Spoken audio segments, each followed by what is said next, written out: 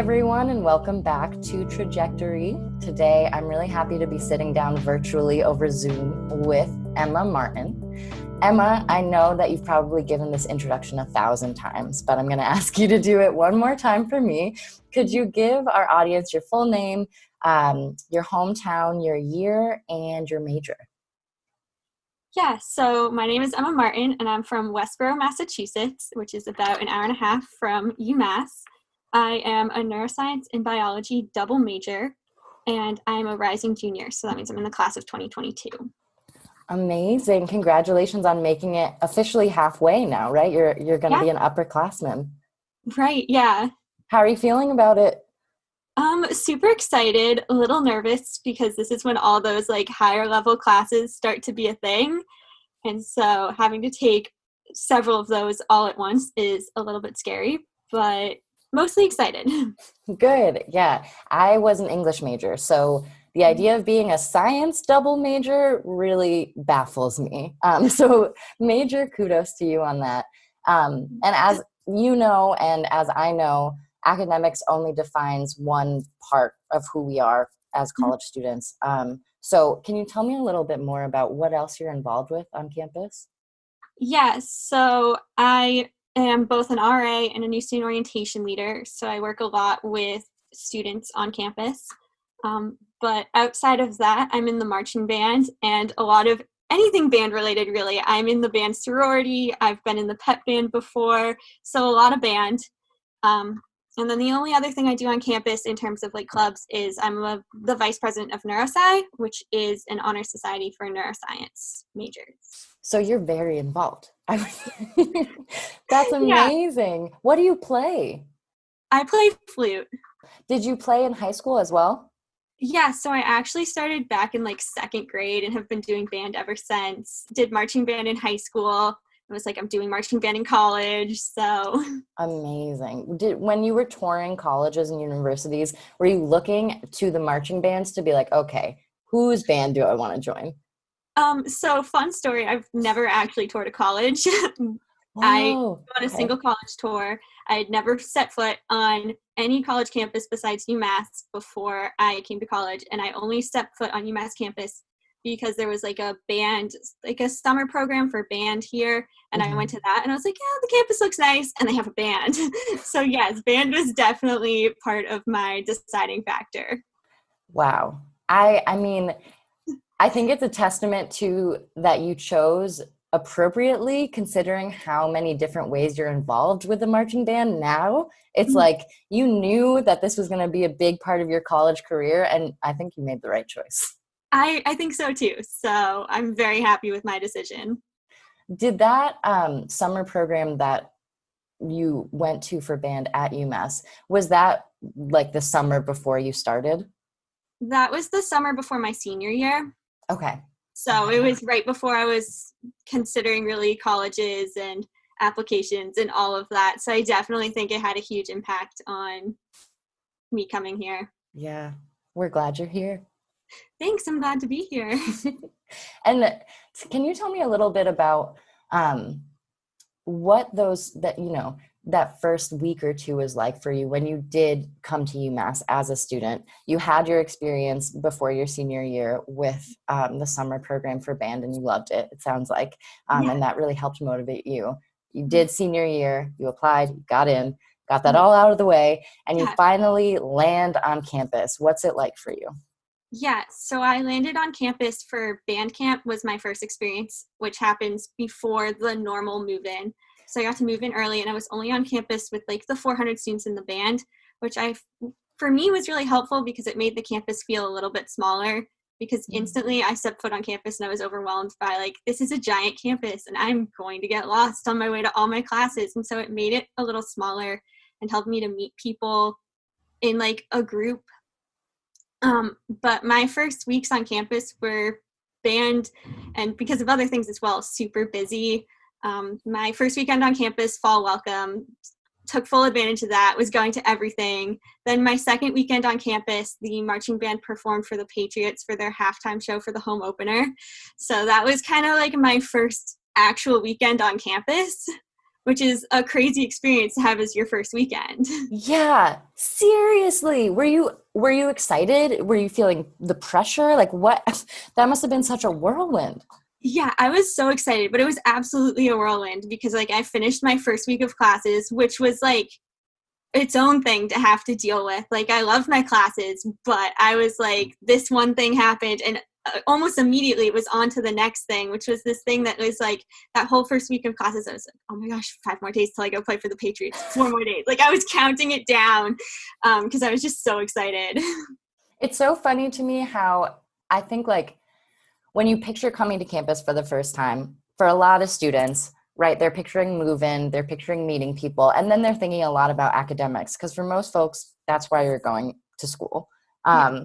So I think it's incredible that you had this monumental thing you were going to participate in that made it almost difficult to focus on classes, not because you didn't want to, but because this other reason that you came to UMass was suddenly like in bright neon, hey, Emma, you're going to play for the Patriots. I would not have been able to focus at all. Yeah, I definitely struggled with that because I am for sure the person who puts academics first.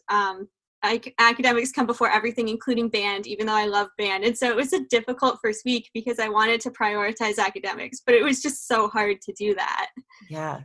How have you navigated that in general over the course of your 2 years at UMass? How have you navigated being able to prioritize academics while also making sure that you're prioritizing things that feed you artistically, like the band, and socially, or emotionally? Like, how have you been able to balance everything you're involved in? Yeah, I think I've gotten better at this as I've gone along. When I came in as a freshman, especially my first semester, like I had heard about all these resources at NSO, but I was like, resources, I can do it on my own, which was not the case. Like I did fine on my own, but the balancing act was hard. And I think especially my first semester, I like that winter, it was a long winter because I let my social life be the thing that was like kind of like was in the wayside while I focused on academics and everything else. And then band ended and suddenly I had like nothing and it was this weird in between.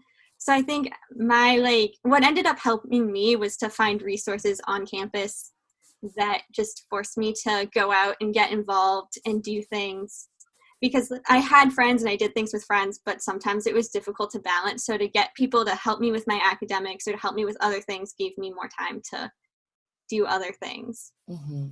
What resources do you think you took the most advantage of? Yeah, so my first week on campus, I accidentally made an advising appointment with the dean of my college. So, Going straight to the top. yeah, Straight to the right top. there. I was like, oh, I need to change my schedule a week in and I don't know how to use Spire. And I was like, I'll just walk in for advising. And I accidentally made an appointment with the dean. So that was pretty cool. But, um, so academic advising for sure has been my go-to just because I feel like when it comes to balancing my academics, I'm not always the best at making the smart decisions for myself. Mm. Like I make a schedule and I'm like, yeah, this looks good. But then I forget that like labs are like for a science major, labs are a big thing and they take up a lot of time in your schedule. And so I think getting help with scheduling is something that I didn't do my freshman year, but my sophomore year, I really started to get more help there. And it really, to go in with a good schedule really helps with the balancing of everything else. Mm. Um, but then additionally, I sometime in my sophomore year discovered SI sessions, which Mm. were huge. Like, I'm not sure if I just didn't know they were a thing my freshman year, or if, like I said earlier, I thought, oh, I can do it on my own, which, like, I can and everyone can, but also resources are there to help you, and it makes it easier to do it on your own if you let people help you do it on your own. I think what you said about academic advising and the way that advisors are there to set you up for your own version of success is so key. Especially my freshman year, I just made my schedule on my own and I called it a day. And I was like, yeah, this looks busy, but it's fine. And so my sophomore year, I learned from my freshman year. My sophomore year, I let an advisor help me make a schedule. And I think the really key part about that is with balancing, if you go in with a bad schedule and bad's maybe the wrong word, but if you go in with a schedule that's super busy, it's almost impossible to balance because you haven't given yourself any room to be able to balance. So for me, having an advisor helped me with that. It really set me up for a successful semester because I went in with something that was manageable, that I was able to kind of have control over my life because I didn't go in so overwhelmed with so many academics and other things that I didn't have the space to take care of myself and what I needed to be doing outside of all that. It sounds like your advisor helped you build in that wiggle room, which you've now learned is essential. Because you're right, like you if you are off balance and you have jammed everything in so tightly, there's no room to adjust. You can't rebalance. You're going to end up being, piled on. And so, yeah, it sounds like you're kudos to your advisor too. And I mean, for you for taking that in and for your advisor for putting that out there that you can't be the best student you can be if all you are is a student, Right. Yeah. And I think I definitely had to learn that. I think my freshman year, I was like, I'm here for academics. Band's cool, but I'm here for academics. And so my focus was school, and that was all I was and all I did. And I think it took reaching out to an advisor and trying to make that balance in my schedule from the first place for me to realize that I'm not just here for academics. I'm here for the college experience. And so getting involved in other things is key. And so it sounds like between your first and second years, you were really handed a lesson that you took in and that shaped what your sophomore year was like. If you could pick out a lesson from your sophomore year that you're looking forward to implement coming up in your junior year, which, may take a very different shape than what we're used to as we just dealt with the spring being half remote, fall 2020 it's not clear exactly what shape that's going to take, but if there was something that you were looking forward to implementing in your junior year, what would that be? Yes. So I think, especially during my sophomore year, during my freshman year too, I learned a lot about my strengths and weaknesses, not just as a student, but in general. But specifically as a student, I think going into a semester where it could be online, it could be in person, it could be a bit of both, knowing my strengths and how I learn as a student, I think is really going to help me to navigate whatever the situation may be in terms of classes, helping me to achieve to as much as I can in my academics. I had a chem professor who really helped with that because her first day of class, she made us all do some short survey on how do you learn and like the 9 different learning types. And I was like, I thought there was only 3. And so to be able to have that knowledge going in helped me when we like suddenly shifted to online, because I knew when she posted lecture videos and audio recordings, I knew which one would be more helpful for me. That is so interesting, Emma. I really like that you were able to take advantage of the response that survey gave you, because I think it's easy when we think about learning types or work types or personality types. It's easy to feel, oh, those are categories that don't describe me, or I can learn in any way, or I'll just do what the professor says and I'll get by. But I think it's really important to own that, hey, maybe I'm more of a visual learner than I am like a written learner, or maybe I do need more supplemental instruction than other folks do, or maybe I learn best in person, and so this remote thing is challenging for me, but at least I know that. And I can make the best and most proactive plans I can to find that kind of success, even if it's not, what's going on doesn't perfectly align with the way you'd like to learn. That adaptability, which is really difficult, I think, because to be adaptable, we have to know ourselves, right? We have to know what we need and know our limits to know how to adapt. And it sounds like you're really on your way to knowing that, which I think is like a huge personal triumph. Definitely. Yeah, it feels like a huge personal triumph. And I know that there's still work for me to do on that, and that I really hope to be able to put it into place this next semester and see how it works for me. But it's definitely a triumph, and it's a start. Yeah. And how has, as we're looking ahead to the possibility of a remote semester, I know that much, if not all, of NSO now is remote. So how has your role as an orientation leader, how has that helped you be adaptable, or allowed you to seize the opportunity to be adaptable? Yeah, I think it's especially interesting. I was an orientation leader last year when it was in person. So I've had to adapt even more because I'm not coming into a situation that's new and it's online and that's all I know. I know what an in-person orientation looks like, and I suddenly have to shift that to an online setting. So I think it's encouraged me to be very adaptable, but also to understand like there's always something, especially the first NSO session. You go in and you're like, I know exactly what this is going to be like, and something happens and it's totally unexpected, and it's not necessarily bad, but it's something that you're like, I didn't expect to have to deal with this at all. And so it definitely teaches you to be adaptable.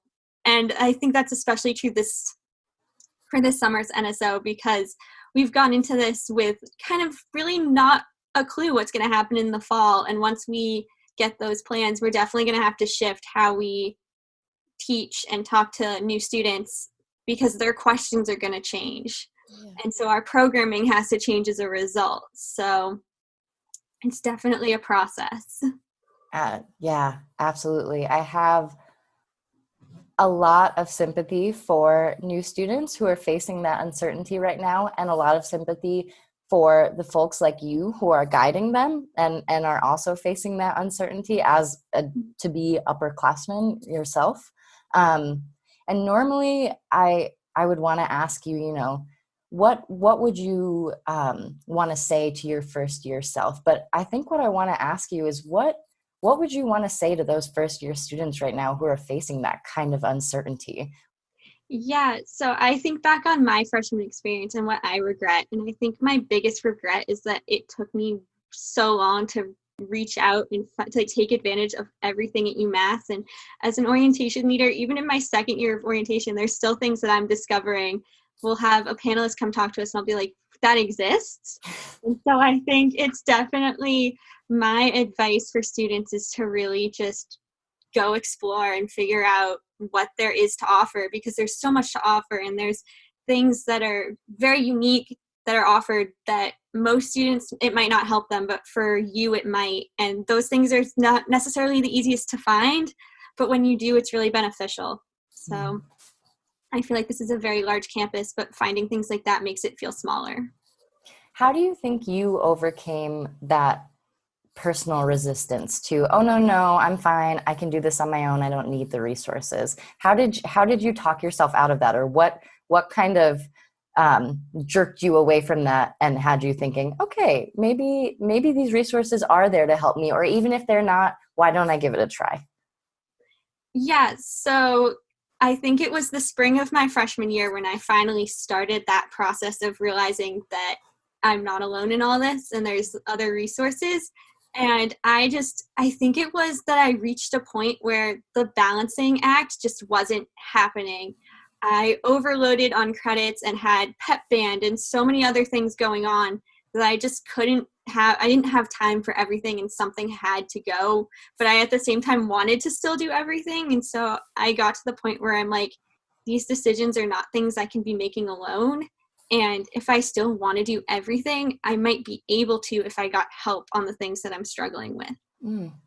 That is such a key point. The idea that it's not that the resources are there to chastise you for something that you might be doing that isn't working. They're there to be a sounding board and to bounce ideas off of, and to really show you that you're not in this alone. I love that is the mentality with which you ended up approaching advising, even though there was that reluctance at first.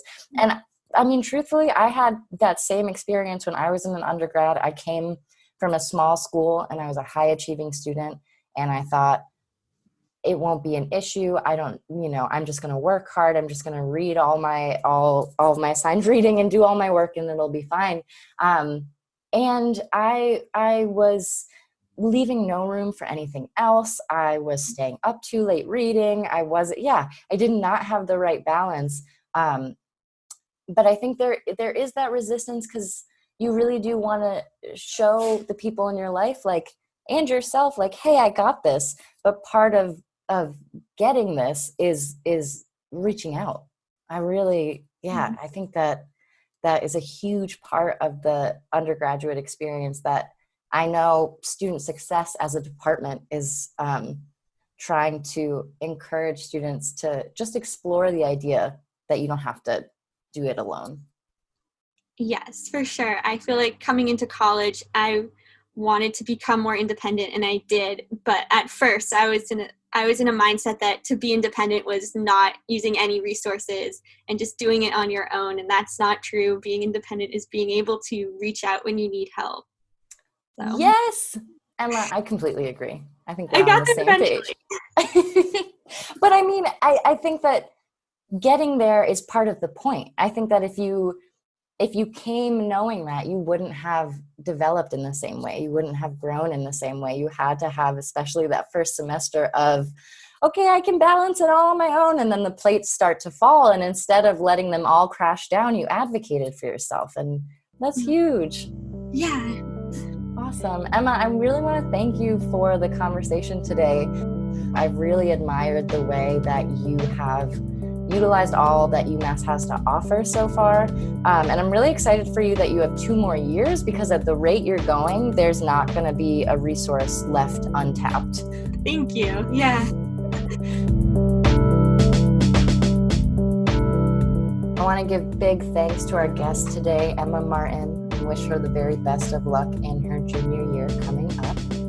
If you like what you heard, make sure to tune in to Trajectory, and we'll see you next time.